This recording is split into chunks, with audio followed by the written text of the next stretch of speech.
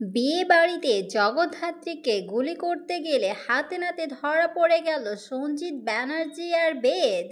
হ্যাঁ দর্শক, এমনটাই দেখা যাবে নতুন গল্পে।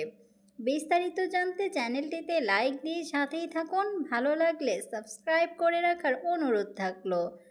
জগদ্ধাত্রী সিরিয়ালে ইতিমধ্যেই আপনারা দেখেছেন যে দুর্গার বিয়ের আনন্দ উৎসব শুরু হয়ে গেছে। খুব তাড়াতাড়ি দুর্গার বিয়েটা হয়ে যাবে।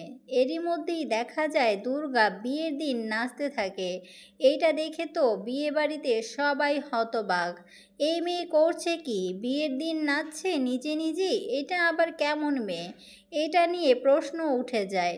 ওই দিক থেকে দেখা যায় তখনই ঋষভের বাড়ির লোক চলে আসে।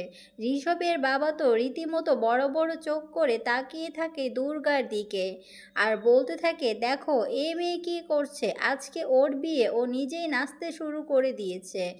ঋষভও দেখে হতবাক, সে কি বলবে, তার বাবাকে খুঁজে পায় না। তখনই ঋষভ গাড়ি থেকে বের হলে ঋষভকে নিয়েও নাচতে শুরু করে দেয়। এরই মধ্যে দেখা যায় যে রাজনাথের কথাবার্তা শুনে সন্দেহ করছে চন্দ্রনাথ মুখার্জি। সে বলছে বৈদেহীকে, বৌদি তুমি কি একটু খেয়াল করেছো, দাদার আচরণ কিন্তু সুবিধাজনক নয়। সে কেমন জানি আমাদের দেখলেই কোনো কিছু লুকাচ্ছে, আমার এমনটাই মনে হচ্ছে। এ কথা শুনে চমকে যায় বৈদেহী। ওইদিকে জগদ্ধাত্রীকে গুলি করার সমস্ত আয়োজন সম্পন্ন হয়েছে। লিলিপুট, বেদ আর সঞ্জিত ব্যানার্জি সব কিছুই প্ল্যান করে রেখেছে।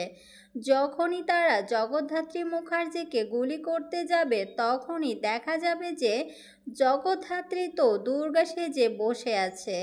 খুব তাড়াতাড়ি তাদেরকে হাতে নাতে দুর্গার বেশে ধরে ফেলবে জগদ্ধাত্রী মুখার্জি, কারণ তারা দুর্গাকে কিছুতেই জগদ্ধাত্রী বুঝতেই পারবে না। তখনই জগদ্ধাত্রীর হাতে হাতে নাতে ধরা পড়ে যাবে। হ্যাঁ দর্শক, এমনটাই দেখা যাবে নতুন গল্পে। ভালো লাগলে চ্যানেলটিকে লাইক, কমেন্ট, সাবস্ক্রাইব করে দিতে ভুলবেন না।